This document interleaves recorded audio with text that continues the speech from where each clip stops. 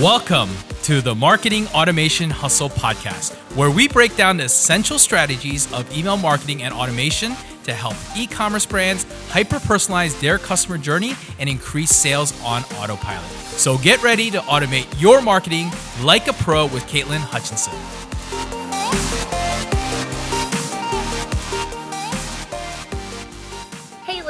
Welcome back to the Marketing Automation Hustle. Today we'll be welcoming Jordan Gal onto our show. He's the CEO of Carthook. They're a powerful post-purchase upsell tool for Shopify, and we'll be chatting about some upcoming things that are happening with Carthook that are really exciting, as well as some tips and strategies that you can use to increase your AOV and your customer LTV, while adding a little dash of personalization to the entire checkout experience. But first, let me ask you a question. Is your marketing prepped for a holiday shopping season amid the current pandemic? Because if it's not, there's still plenty of time to prep for that. In fact, 66% of shoppers plan to spend more holiday dollars online this shopping season. That is a lot of online shoppers headed your way. We've mentioned in past episodes that e-commerce has fast forwarded over these past few months as we've been forced to move entirely online, all our shopping included. So that online shopping influx will get even crazier as we head into the holiday season. So that's where our newest ebook comes in, because you know what, Sendlane, we love content and we love ebooks. And this newest ebook is called Your 2020 Guide to E-commerce Holiday Marketing, the Pandemic Edition. It's packed with 8 high-level marketing strategies that you can implement right now to maximize your sales this holiday season and turn first-time visitors into lifetime customers, which is what we're all about. This ebook is now live, totally free for you to download at sendlane.net/holiday 2020. That's sendlane.net/holiday 2020. So be sure to grab that so you can tap into all of your revenue potential and be ready for a surplus of online shoppers, because they are headed your way. So today we have another remote podcast episode happening, and we're welcoming Jordan Gal into the, well, not studio, but into our remote episode. He is the CEO of Carthook. Hey, Jordan. Hi, Caitlin. What's up, Amir? Good to be here. Thanks very much for having me on. Thanks for coming on. And of course, we have Amir back. He's kind of become like my co-host at this point. I really like having him here. I think he contributes a lot. So his face is just going to keep popping up here. But we were actually just saying how this whole remote podcast thing is just how it has to be these days, because we have a really nice studio that no one's seen in like 7 to 8 months that we built, and it's all beautiful. We used it for a few months and now we're home. So that's nice. It is what it is. Jordan's in his bedroom. It's fine. He was a little concerned about it before we started recording, but I think this is life right now. I was just giving all the caveats. My kids might walk in, my dog might need to go out, just the regular, nothing out of the ordinary. Totally.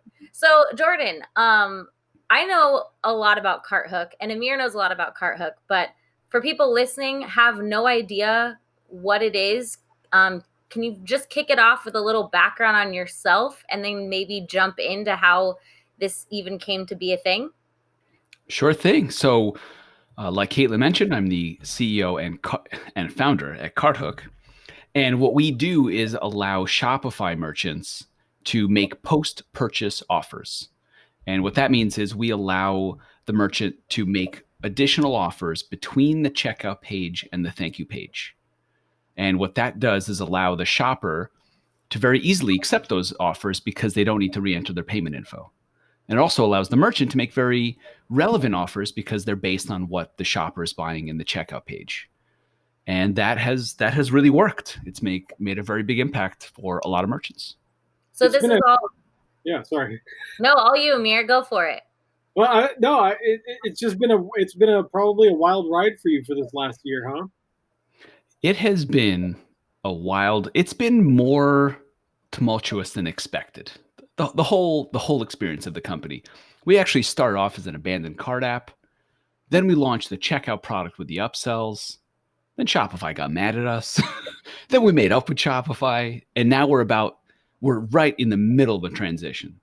So we are actually sunsetting our checkout product that has processed $1.5 billion through it. Wow. 175 million of that came from post-purchase upsells. So that gives you an indicator that network wide, it added 11 to 12% of revenue, so which is significant. And now we finally made a deal with Shopify, and we are in the process of building and in a few weeks launching a post-purchase offer app that now finally works with the Shopify checkout. And that means we'll get into the Shopify App Store, and this will be available for the first time to all Shopify merchants. Whoa, that's So awesome, this man. is huge for you guys right now, because I was on your website and I saw that you kind of have put that out there already, and you can get on like the early access list or something like that. Yes, because we are no longer accepting merchants to our checkout, right? All of our existing merchants are staying, and we're taking care of them and doing updates and maintenance and so forth. Actually, some new features and integrations as well. But now our attention is going toward this new product, and that just changes things dramatically for us, because in order to accomplish the post-purchase upsells, we had to do the checkout also. That's how we had the payment token from the checkout page to then reuse that payment token on the upsells. And very understandably, Shopify was not about to support that because we're taking revenue off of their platform. So we were never able to get into the Shopify App Store. And that meant we were only able to work with big merchants that basically processed a lot of money so that it made sense for us and for them. But this is it's like an admission almost by Shopify that this is now becoming a best practice, and a lot of merchants want it. And that's one of the things that we have that we're most proud of, that we pulled these post-purchase offer ideas and concepts from the drop shipping ClickFunnels world and pulled it up market toward the direct-to-consumer brands that we work with now.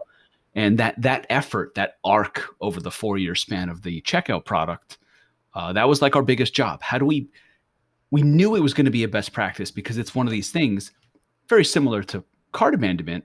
If you do it, you make more money. If you don't do it, you don't make more money. It's kind of straightforward. And so then it's a matter of, well, how do you do it the right way? Right? The same thing with email. It's like you could be a jerk with any tool. Or you could do it the right way. So it was our job to show people that post-purchase offers can be done the right way, and that brands that care about their brand and care about their shoppers a lot can do it in the right way. Totally. Man, how did that conversation with Shopify go down? I mean, like, here you are kind of like blowing everything up, totally disrupting their checkout process, and for a good reason too. And then so what do? They just call you up one day and tell you, hey, we're not gonna let you do this anymore. Well, it was complicated and it was stressful, but I will give them credit that at the end of the day, they did the right thing by us and by the merchants, and they're allowing the existing merchants to continue to use the product, and they found a way to accommodate for the demand without nuking a little company out of existence. And so I think they found the right balance, and that doesn't mean it was an easy conversation throughout, but we found the right place, and we landed on that what's about to happen now is these concepts are going to be introduced to the Shopify network, everybody. And the amount of value that's about to be generated by merchants, by shoppers, and by Shopify, right? Like we will capture a small fraction of that value, which is as it should be. It's like the Bill Gates kind of mentality around you don't want to capture as much as humanly possible. You want to make a gigantic amount of value and then capture a portion of it. Right. And so we are not going to capture that much of it. But introducing this concept into the entire network and really into e-commerce at like the highest profile level, that's satisfying and that's exciting. That's awesome. Did it change the way you approached your pricing, how you guys are going to be doing marketing? I mean, where are you like in terms of headspace there?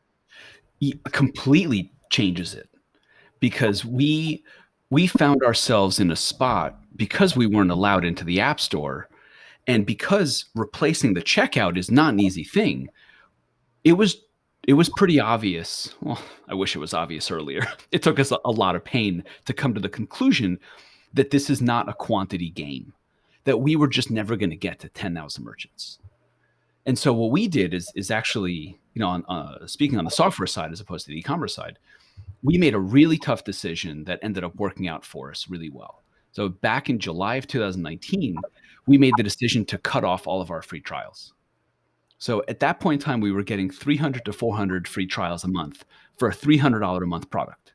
So that's 90 to 120K in potential MRR signing up every month, which sounds like an ocean of opportunity. But instead, it was just increasing the speed on a treadmill.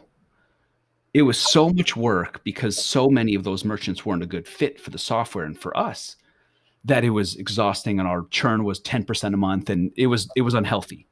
Yeah. So we made the decision to cut off all free trials, have an application process, and it wasn't just positioning. Like, we really denied like more than 50%. And we literally send a decline saying, we're really sorry, but this is not the right fit for you, with a link to our competitor. It was like, it was kind of ballsy, but it was necessary for us. And it really, really worked out. And churn went from 10% a month to 1% a month. And then we started to just focus in on the merchants that really fit our software. And that doesn't just mean the amount of revenue they make. It's also the strategic fit, technical fit, cultural fit, all those things. And when we did that and we aligned much more closely with our merchants, everything got better. But what that really meant was that we're only working with a handful of merchants compared to the larger network. So now getting into the App Store, we really had to rethink. Right. We ended up, before we shut the checkout down, we ended up at $500 a month plus 0.5% of revenue as our starting point. And that just shrunk the pool of potential merchants significantly.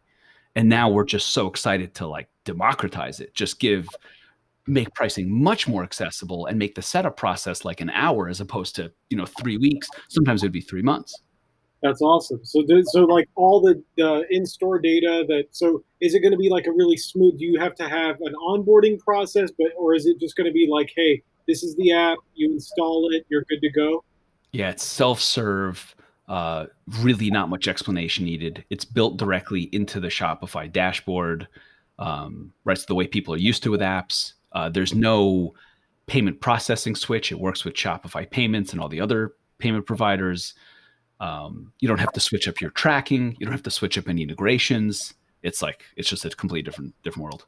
So Jordan, let's back up a little bit. Can you provide a little insight on how this idea of Carthook even came to be? Because I'm really curious. Obviously, software always comes out, anything comes out based on a need that you see in the marketplace. So I'm wondering how you started to see a need for this, because it's a huge one. Because I know, there's all these statistics around upselling, increasing revenue, and it's so much more affordable than acquiring a new customer. But I'm just curious what the story is behind it in general. Sure. So it really starts all the way back about 10 years ago when I ran my own e-commerce company. And that's kind of what got me obsessed with conversion rate optimization. That's what I was responsible for. I sold that company and started Carthook, and Carthook started off as a cart abandonment software. And that's just, an app that sends out an email campaign if the shopper begins the checkout but doesn't complete it. Mm-hmm. That's why it's called Carthook. That name makes much more sense for a cart abandonment app. Yeah. We ran that for about 2 years. And when we went to do an integration with Shopify, we had integrations with a bunch of other platforms. When we went to integrate with Shopify is when we ran into the Shopify checkout and I saw how rigid it was. Right at that point in time, it was still on myshopify.com. People didn't even have their own domain name for their checkout. So that just lodged itself in my head. Then around that time, ClickFunnels was exploding. ClickFunnels was growing like gangbusters. And what was happening in ClickFunnels was that Russell Brunson, the founder there, was showing people how to use ClickFunnels, but he was showing the physical product use case. He was showing how to sell physical products with ClickFunnels. So a lot of the people that joined ClickFunnels started selling physical products. And the issue is that ClickFunnels was not meant for that. It doesn't have any concepts around shipping and inventory and fulfillment, or at least it didn't back then. And so what that meant was as soon as you got to any scale at all, as soon as you started selling 10, 20, 50 products a day, you found yourself in a mess. You were exporting CSV, you're trying to do Zapier connections. And so what happened was a lot of those ClickFunnels merchants went over to Shopify that has a far superior backend built for physical products. But when they did that, they lost a lot of marketing strategy functionality that was built into ClickFunnels. landing pages and that funnel mindset as opposed to a store mindset. And really importantly, the post-purchase upsell functionality. And I was in the Facebook groups between Shopify and ClickFunnels and just watching people just scream for this. Just, has anyone figured it out? Can anyone do it? How do we do it? How do we get this done? And it was so obvious that there was a need. So I started pinging people and started befriending people on Facebook and started saying, look, we have some ideas around this. What if we built a bridge? What if we built a checkout with post-purchase offers that sent the order information into Shopify? And they were like, just take all of my money. Just do it and take my money. And I just don't even want to. It was a screaming need. Uh-huh. And so that's what we built. Carthook checkout started off as a bridge to go between a ClickFunnels landing page, create a checkout with upsells that then sent the order information into Shopify. That's where the product started. And a few months later is when we built it to have the functionality to work directly inside the store. And that's when things just, took off on us. Interesting. What was your client segment before? Like if you were like talking about client profile wise, so who was it before? Who's it going to be now? Like when should I be looking at the new Carthook? Should it be, this should be just part of my workflow from right at the beginning, which it sounds like it should. Like this is seems like a core kind of concept, right? And it also kind of builds an expectation for your user base as you grow. I think it's inevitable. So the interesting thing about our experience was that we felt a very similar progression with cart abandonment. When we first launched the app, at least once a week, we would get an email saying, this should be illegal. This is spam. I can't believe you do this. I would never do this to my shoppers, GFY. And about a year later or so, we never got those emails because it became a best practice, because it's one of these things, like we said before, if you don't do it, you don't make the money. If you do it, you make the money. Now do it the right way, and you could do it while taking care of your shoppers. So as soon as we understood these concepts around post-purchase offers, it's the same thing. If 100% of your buyers don't see an offer, you don't make more money. But if you set up an offer after the checkout, 20% of them are going to accept it, and you're going to make more money. So if that truth existed, then we knew, okay, it is inevitable that this becomes a best practice. Let's build a good product that cares about the shopper, that doesn't look to trick the shopper into buying stuff, but turns this into a best practice that the best brands in the world are going to be proud of. Then we'll be positioned properly for when everyone accepts it as a best practice and starts doing it. And so that's really what I think is about to happen. Yeah, because I definitely think that this fills a huge void for sure, because on the consumer side, I'm always representing, because I'm the online shopper queen. I am the demographic for e-commerce. But I find myself doing that all the time, just from a consumer standpoint.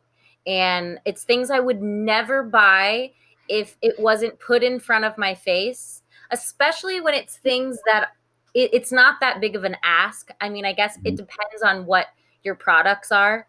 But for the most part, the things that I see pop up in that regard, it's not that much of an ask, but it's increasing my cart value every time I'm shopping on that website, because 9 times out of 10, I will add that little extra thing to my cart, or I'll grab the better version of whatever I'm getting. Right. And if it's positioned properly as it's almost like a gift, it's a thank you of appreciation because you're now one of those people that actually bought, you can come away from it as a shopper feeling good too. So that's really the arc that we went through. Amir, this is back to your question. We used to look at it as that our merchant base was transactional, that they almost didn't care that much about the product or their brand value overall. They were playing Facebook arbitrage, and their only concern was return on ad spend. And if the AOV went up, then they were happy. And what we saw was that the better fit for us, the better customers and merchants that we enjoyed working with more, were relationship minded. And they were focused on the brand value over time, and they were focused on LTV, and AOV helped that. But they didn't want to increase their their AOV if it meant hurting the relationship with the shopper. And that was attractive to us. That's how we thought too. And so that's where we went from transactional to relational. That's really the way the arc went. And so it was a big moment for us when native deodorant came on board, because that was like the crossover. So they're a very marketing focused direct to consumer brand, but clearly they value their brand. I mean, Procter and Gamble valued their brand at $100 million. Wow. So getting them on board was a big shift, right? And they're getting more Shopify Plus merchants and Magic Spoon and Goalie and Kettle and Fire and all these marketing minded direct to consumer brands. That's what helped us, and then getting the feedback from them also and how they want to treat their shoppers and how they want to position these offers. Totally. I mean, going from transactional to relational, we email marketing, especially behavior-based email marketing, is all about, keeping that relational piece kind of healthy, because we know that if we can keep the average order value up because the user loves the product, or because we added some kind of new value proposition to, I needed to get that oil for that thing I bought. Good thing that you reminded me, right? Where you're the hero because you're covering the base. When they get the product, they'll be happier. Hey, shit, I don't have to order, I don't have to order this oil that I thought I didn't know that I needed, right? While also increasing the ability to extract value from that customer. That's a really strong case when it comes down to merchant core technology. Yeah. Right there. And it's so super interesting sitting here just listening to you talk about how a lot of people looked at it as maybe kind of a shady practice that became a best practice, because there's just so many overlapping similarities with email. Mm-hmm. Because, even when people ask me what I do sometimes, like, what does Sendlane do? Oh, email marketing. I'm like, oh, my email marketing. But it's like, it is 30 to 40% of your revenue if you're a good e-commerce store and you're doing it correctly. Same thing on your end if you're doing it correctly, because right. when you do it properly and you're focused on what your customer actually wants to see in front of them, then I feel like as consumers, you eat it up. Yeah. Because you're seeing what you want to see. Well, it's funny because those same people that are like, oh my God, email marketing, right? They'll wake up in the morning, they'll check their email, they'll be like, oh, Amazon has this thing. Mm-hmm. It's because it's so ubiquitous, you're so used to it. And to your point about doing it right, think about your retail experience, right? When you go into a store and you pick up, whatever it is, some ink that you're going to buy, you go and stand in line, and then sometimes the line has tons of products to offer you, right? Here's a little $10 this, a little $5 this. You walk up to the checkout, there's candy to buy, and there is, little things that they kind of market to you so that you can pick it up and add it to your basket immediately. They're making money on that. And you're comfortable doing it as the consumer without thinking, hey, I'm being upsold. Whereas it's interesting in e-commerce is it's less of an upsell, and to his point, it's more of a relationship building. Hey, you might need this to go along with that thing you got. Yeah, because there are advantages to the online experience. The products at the end of an aisle at a supermarket, they're dumb, meaning like there's no sophistication there. They don't know what you're buying. Let's just throw a bunch of colorful stuff at you and see if you buy it. Right. Same with email. On the post-purchase offer or on the lifetime emails, you can tailor it based on who the customer is and what they're buying and what they're interested in. So you're not making irrelevant offers. Same way, let's say, for example, going back to native deodorant, what they did on their upsell when they first started was, if I bought the men's eucalyptus scented deodorant, they would offer me a $4 travel version of the same scent. And everybody took it because everybody wants that.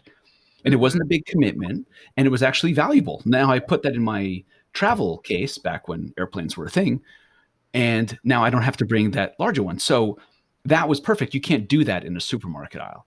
So with email, it's the same way. You're not going to send the exact same emails in the first year to absolutely everybody. No, you're going to tailor it properly as you should.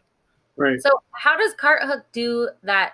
Because I haven't actually seen CartHook in action per se, but I'm curious, what does that actually look like? What does the process look like? How are you getting the right products in front of the right people? Sure. So we have a criteria builder that the merchant can set up these criteria, and when those criteria are met, that specific funnel is shown. And so you can say something like, whenever the this T-shirt is present in the cart and the cart value is under $100, then show this offer. And then you can have as many funnels as you want. And you can change the priority of those funnels in case there's conflicting criteria. And then what the shopper experiences is nice and smooth. They go to the site, they add something to their cart, they go to the checkout, they fill in their shipping and payment information, they hit buy. And then after the checkout page, when they hit buy, instead of seeing a confirmation page, first they're shown a offer page. And that offer page basically gives the information for that specific product. They can accept it or decline it. If they accept it, it's just one click and then it gets added to their order. If they decline it, they just go to the next step. And then everything that they bought from the checkout page and the upsell offers is then shown on the confirmation page. And they have a very normal experience. It's just seamless. It goes from one page to the next, and they don't have to re-enter their payment info. So the thing I'm really looking forward to is the shop pay purchase experience combined with our upsells. That I'm really excited to see. Could you tell me a little more about that? Yeah. Sure. So, one of the things that Shopify has done extremely well is provide a very, very reliable checkout experience. And on top of that, they layered in the shop pay experience, which takes advantage of their network breadth, right? So if you check out on any Shopify store, you can then have your information saved. The next time you're on any other Shopify store, you don't have to re-enter your payment info. Nice. So if you're in a cookied session on your browser, you don't have to do anything. As soon as you go to the checkout, you just get to the very third page. You're just buying it with one click. Or if you're on your mobile device, as soon as you put in your email address, it sends you an SMS code, you authenticate, and then it takes you to the last step. So it's just very, very few clicks to buy, very often on sites that you've never bought on before, that's a breakthrough. And so to be able to do that and then get the one-click offers after the purchase, I feel like that is like the ideal that we've been chasing for years. Yeah, because now they're the amount of steps they have to take to finish their initial intent is going to be so small that second piece is just going to be way more effective because you've reduced that initial intent cycle, right? That's Yes. crazy. Yeah. It's just no friction to multiple purchases.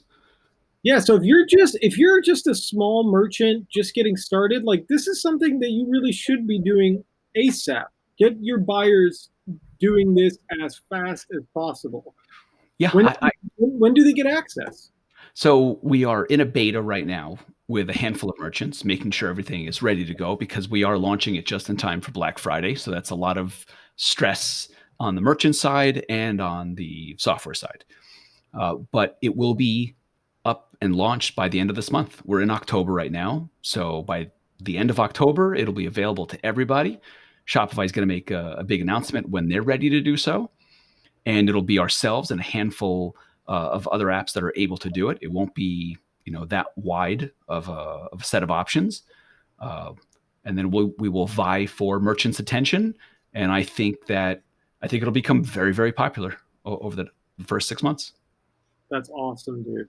Definitely. I definitely see this blowing up, especially because, like Amir mentioned, taking out a lot of those friction points, which is huge. We talk about this all the time in previous episodes, just eliminating any friction points, period, in the entire process, because that first time customer could be a lifetime customer if you make the entire shopping and checkout experience and post-purchase experience, for that matter, as seamless as possible, which it sounds like that's exactly what you guys are doing. Yeah, and I think you guys will get this. Another way to look at what we're doing is that first interaction after the initial purchase usually happens by email. Mm-hmm. If you buy something, usually if the brand knows what they're doing, sometime in the next 30 days after that initial purchase, you're going to get another email to make another offer to see if you want something else or something complimentary or a refill of what you bought or something that's relevant. Yeah. In many ways, we are taking that offer and pushing it all the way up to the initial transaction. And so that changes things. So you really have an opportunity, you have a second opportunity within the same transaction, as opposed to having to wait those 14, 30 days. And then the email can still kick in, but now all of a sudden you're on your third transaction as opposed to the first. So really it moves up the ability to make an offer all the way to the initial transaction. Right, and especially if they're really happy with that post-purchase buy. So the next time they see something from you, it's just going to reinforce that kind of like that offer to purchase relationship. It's like, hold on, I'm going to train you right now, right? Yes, Yeah. that is what I think is inevitable for us as shoppers, that at some point over the next few years, basically every time you buy something online, in your head, you're going to say, I wonder what they're going to offer me after. Because usually it's a better offer than what's available publicly on the site. Yeah. So that's kind of an interesting thing it's like a new game. And the truth is the way I like to think about it is it expands the optimization canvas for a brand. Like this is just new territory that you've never had access to before.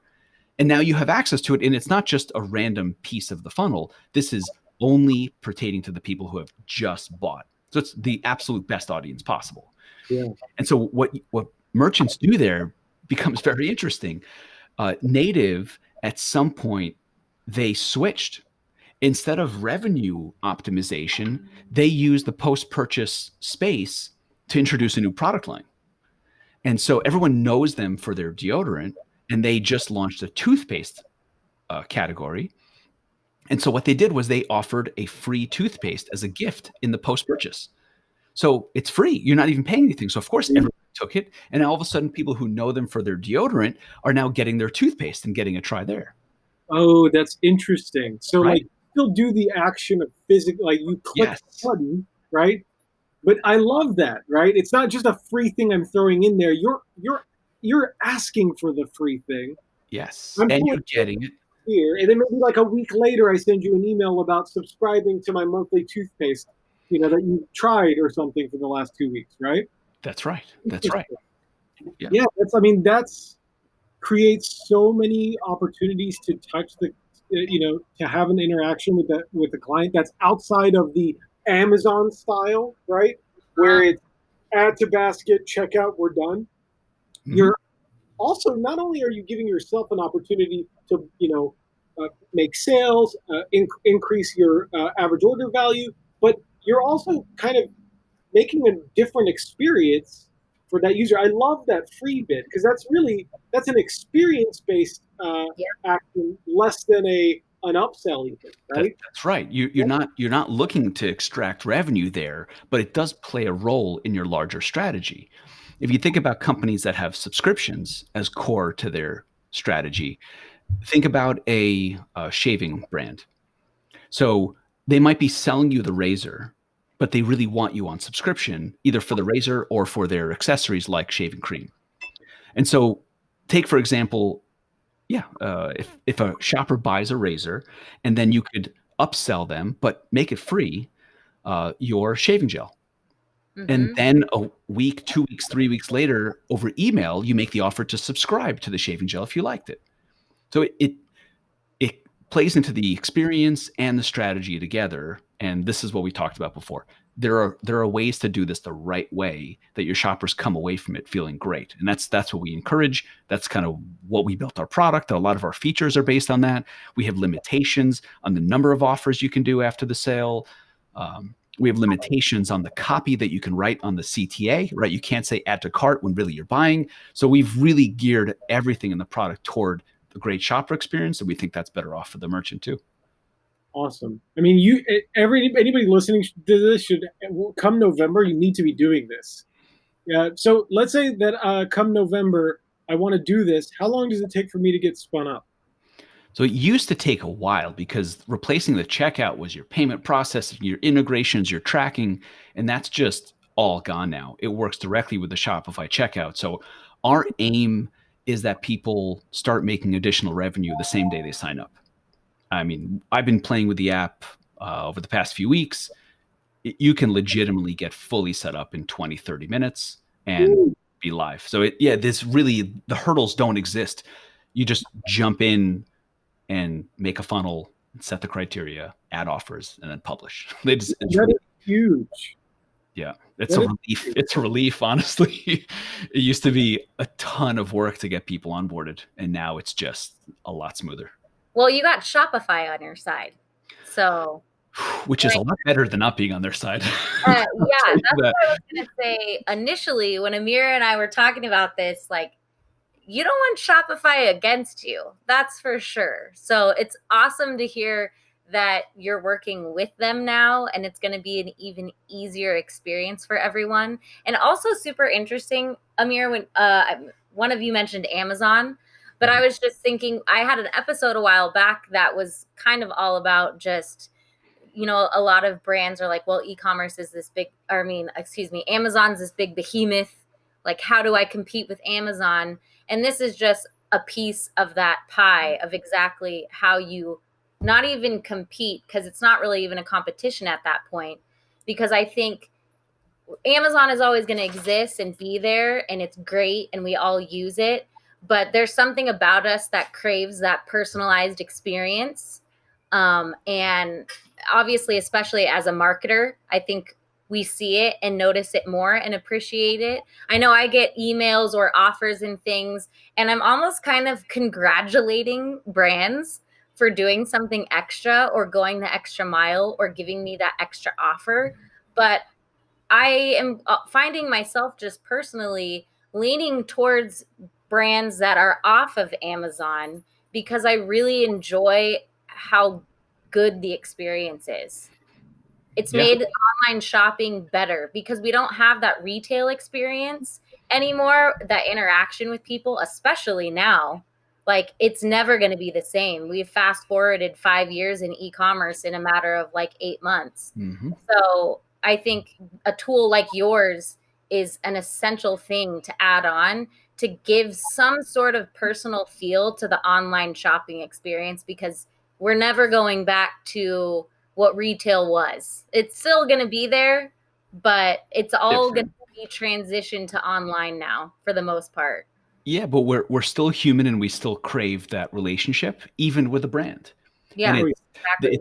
It's not a surprise that all the brands that we think are like the coolest, hottest brands, they're not on Amazon because they want to control the experience and the interactions with their brand, and Amazon does not allow them to do that. Amazon strips that away specifically so that it's an Amazon experience, and that relegates them into a commodity. It relegates them into just what the product does, and that's not where the big value is, and that's not where the fun is, frankly. So yeah, I think about one of my favorite brands is Marine Layer. That's where I buy my t-shirts. I'd be disappointed to see them on Amazon. I like interacting with them, and I like logging in, and I like doing the same thing for the coffee company that I use. And they're all on Shopify. And the important thing there is that I get the experience with the brand that the brand wants me to have. And the brands that invest in that, they're getting all the rewards. Totally. I mean, like you said earlier, you know, transactional versus relational. Amazon's transactional. You, Shopify store owner, you should be relational. That's right. If you're doing it in any other way, you know, it just won't last. So it won't last. Yeah. Yep. That's awesome. Can we talk about in the comments or just in general how much Jordan looks like Jake Gyllenhaal? Can we throw that out there? I mean, it's not even. It's kind of jarring, right? Like, you look like his brother. Can we just throw this out there? You know, leave a comment if you're watching. Sure, leave a comment. If you think Jordan looks like Jake Gyllenhaal. Hey, I mean, it just occurred to me. Look, we were just before this started. The first thing I said to Jordan when he popped in here, and by the way, I've known Jordan for a while now. He did Commerce Roundtable with me, and it didn't occur to me until this moment. Yeah. Oh yeah. I even meant to bring that up in the beginning. This podcast has kind of been all over the place, which is kind of like our lives right now, which is fine. Yeah, Jordan was at Commerce Roundtable. If you haven't checked it out, still up there, commerceroundtable.com. He was one of our shining stars, actually. That was so much fun and laid the blueprint for us as a company on how an event can be done right. Thanks, man.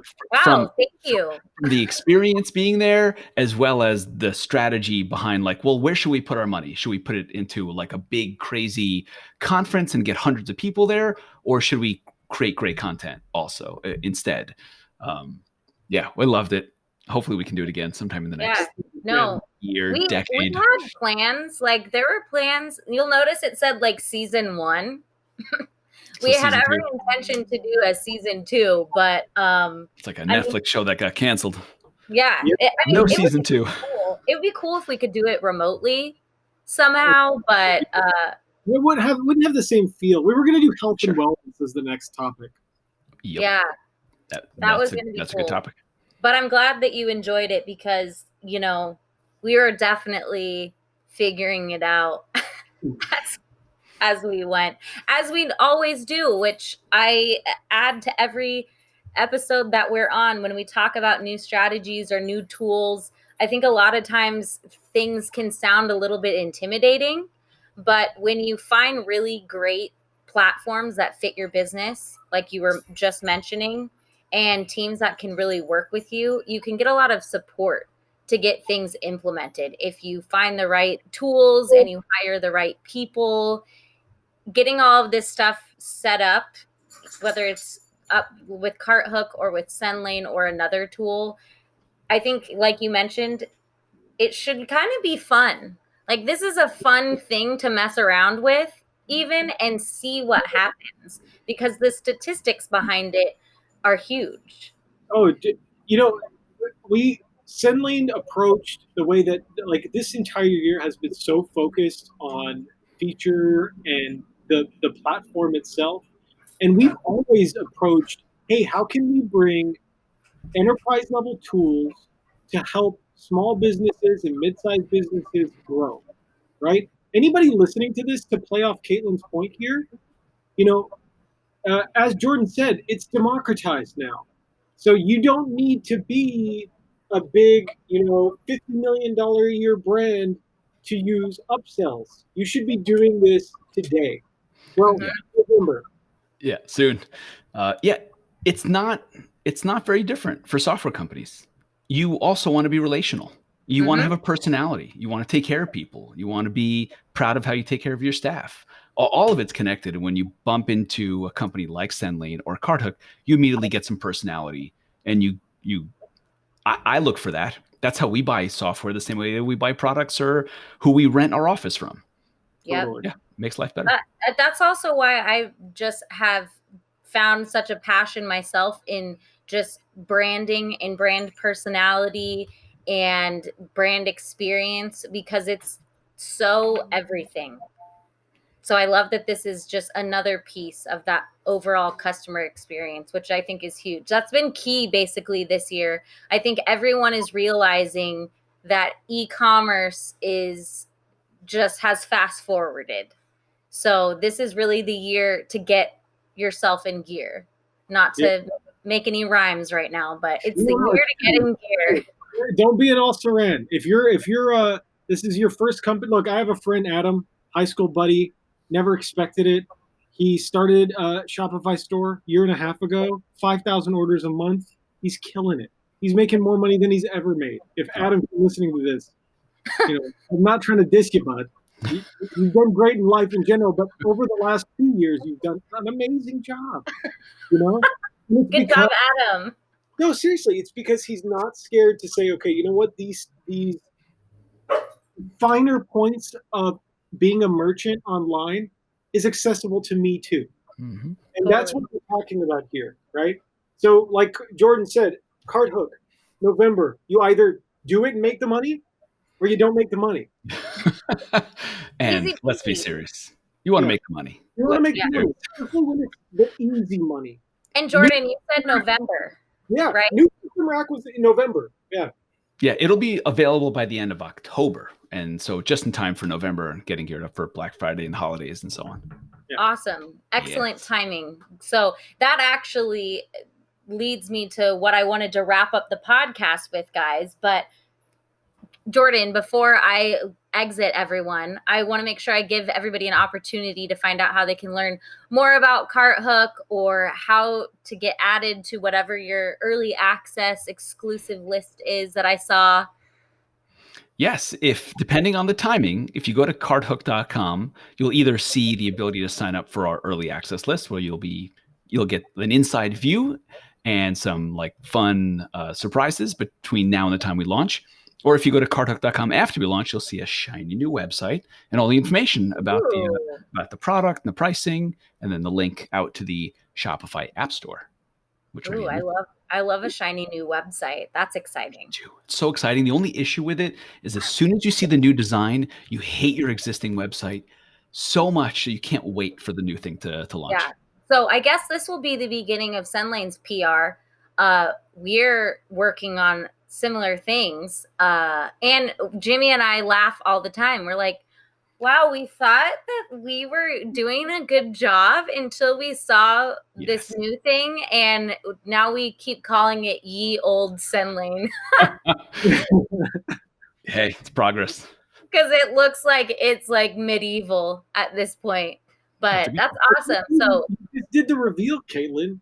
You just dropped the tease now. Now the world knows. Little teaser. Don't know exact dates, big project, but I just love seeing our other partners doing the same thing. Like, I think it's really cool that we've created this kind of, not we've created, but we're a part of this ecosystem of other companies kind of trying to do the same thing, solving problems for other e-commerce businesses. And I just love that we can kind of, cheer each other on and watch each other progress as time goes by. And I was excited to have you on, Jordan. I'm always excited to have someone that I've met in real life because it seldom happens. Yes, I agree. Well, I was very happy to be invited on, and thank you very much for having me on. It's good to see both of you. Yeah, definitely. Yeah. Thank you for coming on. Thank you, Jordan. I appreciate it. And I will let you guys leave, but not before I let everybody know.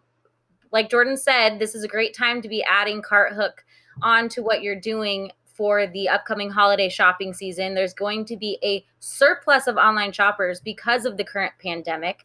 I think it was something like 66% of shoppers plan to spend even more money this year during the holiday season. So now is the time to make sure that your marketing strategy is prepped and ready to go.